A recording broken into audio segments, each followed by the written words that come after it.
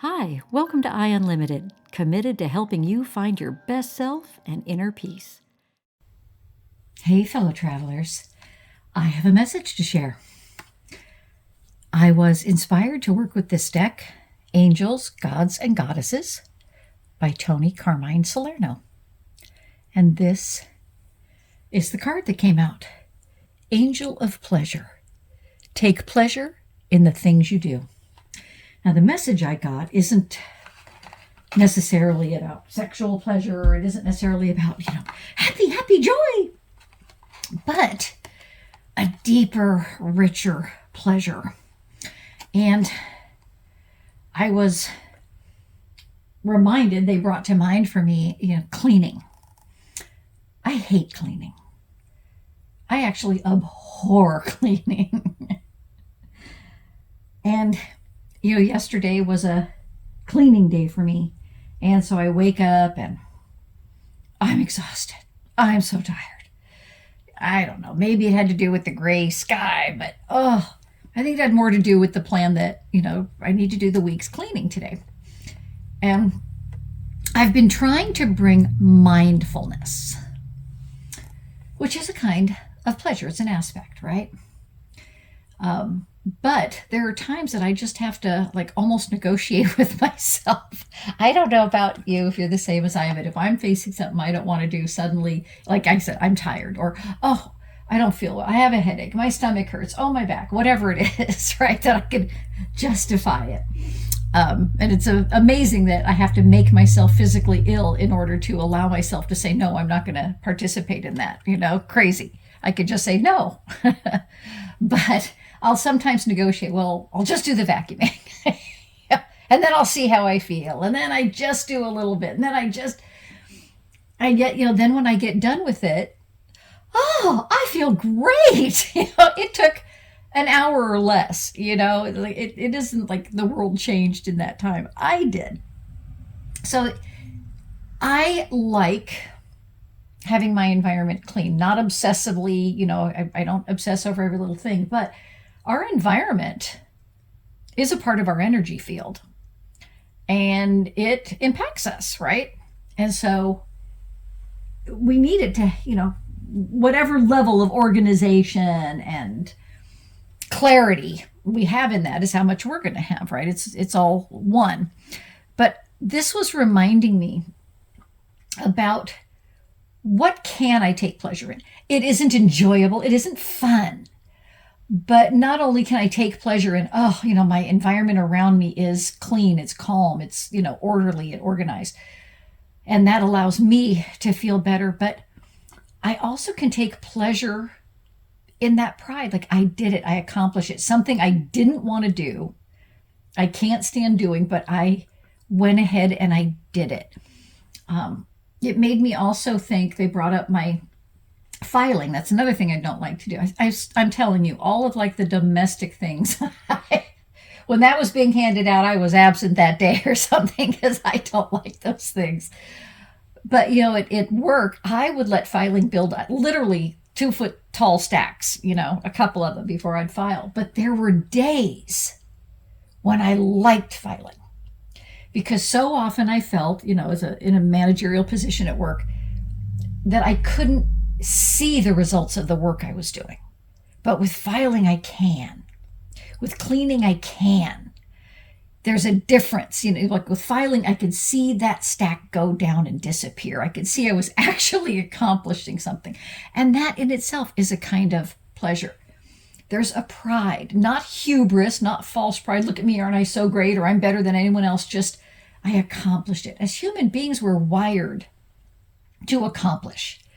And I think that's why some people get so, down such a bad path, is when we have too much time on our hands, when we're not accomplishing something. It's like, oh gosh, if there's nothing to do, start writing, write poetry, write song lyrics, write a book, or draw or do something, because it's in that when we're not accomplishing something, when we're not, involved in something, that we then become involved in mischief and things that take us down a bad path. But that whole thing of taking pleasure, knowing that I'll be pleased by the results, knowing that the results will support me, enhance me, enrich me.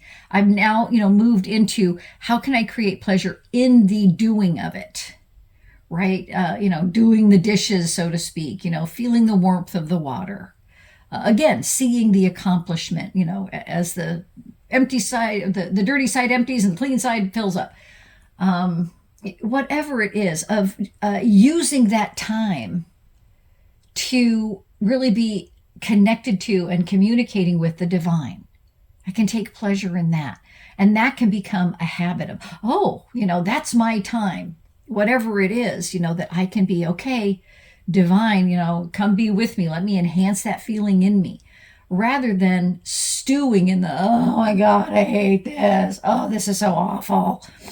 Why don't we flip that and use that time purposefully, mindfully, to create something that enhances and uplifts us. And then I was inspired to look at this deck, the Archangel Power Tarot cards by Radley Valentine. And this one came out. The Five of Gabriel, a challenge you can resolve. Withdraw from the drama of others. Have patience with yourself and those around you. And, I just, again, thought these go together so well. A challenge you can resolve. Starting to take pleasure in things that maybe we've resisted in the past. Maybe we were afraid of. That we can take pleasure in the fact that we've taken one step toward, or one step more on our divine path, one step toward our goal. That we are one step farther from where we used to be, So it is something we can resolve. And sometimes it takes resolve, right? Commitment, determination. Withdraw from the drama of others. Have patience with yourself. I'm going to take the last sentence first. So having patience with ourself, so important. I was more tolerant of other people for years and years and years than I was of myself. Right? And it should be perfect, and it has to be perfect. And, if it wasn't perfect, then it was worthless and nothing. And, but just having that patience, having that grace. But another key point, withdraw from the drama of others. That can also be, by the way, I take that in the message I have. It isn't just others out there. It's also the others, the voices in our head. Because those voices in our head are not the divine speaking to us. They're not even necessarily us. It's what others have told us. The greatest damage, I think, that happens to us, I know certainly that happened to me, wasn't necessarily in what others said and did to me. It was what I decided about me from, I took what their initial insult, attack, damage, I embraced it. I took it in, and I then kept repeating it to myself. And that's where the greatest damage was done. And so we think that voice in our head is us, but it's really just us parroting something that was imposed upon us, right, by someone else. So withdraw from the drama of others. So implicit or in that, so to speak, is if I withdraw from them, where am I left with? I'm left with being in silence, in communication with the divine. That's way better anyway. Way more powerful in a positive way, right? I wanted to say way more positively powerful. And so we can overcome, resolve a challenge. We can grow. We can let that divine, glorious being inside us, that kernel of who we are, who we were created to be, and it's still in there. We can let that out, right? We just need to withdraw, not just from the drama, but the noise. Sometimes it isn't necessarily drama, but it's just someone telling you what they think is right for you, what you should do. But we have to go within. We have to go to that connection and find the divine connection, find our true divine self. Find the intent, the purpose and aim for our life here. and then have patience with ourselves. Right? That doesn't mean always giving ourselves a pass. I can't, getting back to the cleaning thing, I can't just be patient and never clean, because I'm going to be miserable in the dirt and the mess. Right? So I can be patient while I'm still facing the challenge successfully, right? And like I said, using that time to try to grow, to deepen that connection with the divine.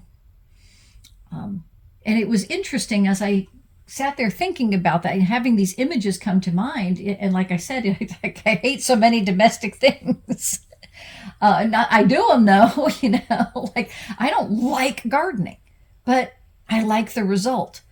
And if anything like with the cleaning, I have to break it down in chunks. I break the house down into sectors, and each week one sector gets completely, deeply cleaned.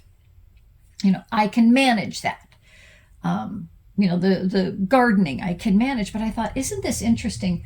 I can so readily come up with, I hate this, I hate this, I hate this. And I mean, like, I hate them. Like cleaning. If I think about it, I'm depressed, if I finally get up and get it done. And like I said yesterday, all of a sudden, I've got energy after I'm done with it. Before, it's like 100, or not 100 pound, however much tons an elephant weighs is sitting on me, weighing me down. I'm slogging through it, but I get it done, and suddenly, everything's light as air. Off I go. It's just the emotional, mental weight of that I don't know why, it just is. But I can so easily and readily think of, I hate this, I don't like that, I hate. But try to come up with the list of I love. It's harder. Isn't that sad? Isn't that sad? Anyway, maybe you have the same experience, over the years focused so much on what I didn't like. And part of that, I hate this, comes from that perfection drive within, that if I wasn't perfect, I was nothing. I was worthless. So I had to see where all the problems were, where all the gaps were, where all the failures are.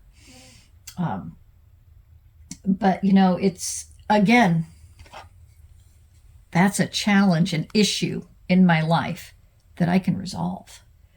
That it's every time I see that, what do I love? Even with something like cleaning or filing or the gardening, I can focus on, I have to do this. Or I can focus on, I'm going to feel great when this is done. I love when this is, and now that I'm thinking about it, yesterday I did the cleaning and then I did some stuff in the yard. I did it all in one day. And of course, never done, it would be nice, but it's just an interesting thing to notice. And maybe you notice the same thing, that over the years, it becomes a habit. We think it's real. We think it's, that's the way life is, because it's so automatic.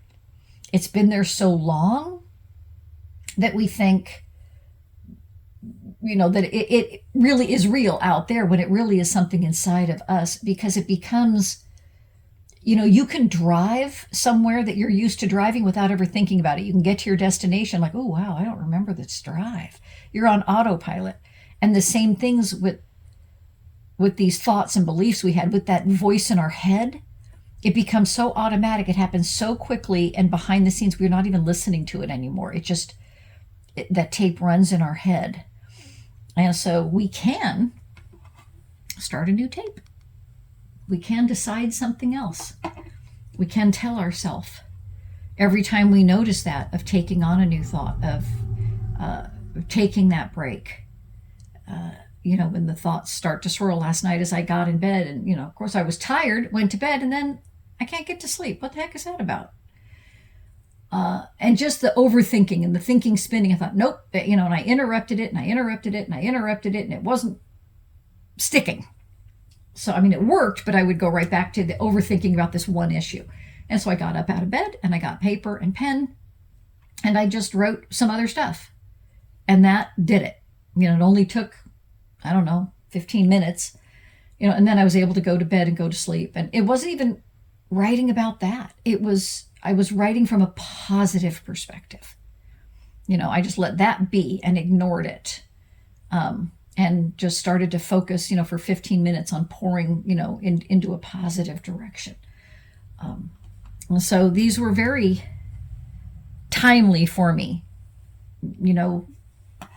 really committed, because if we wait to only experience pleasure, happiness, joy, satisfaction when we accomplish the end goal, then if you think about it, most of our life we're going to be unhappy. We have to find the pleasure every day, hopefully every moment if we can, because most of our life is spent in the journey. And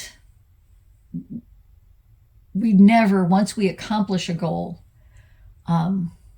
we don't stay in that same thrill. It's like when you first are in a relationship and it's thrilling, and you can stay up talking all night long and all that, and you're 5 years in and you're kind of like, oh Lord, I'm tired, can you talk to me tomorrow?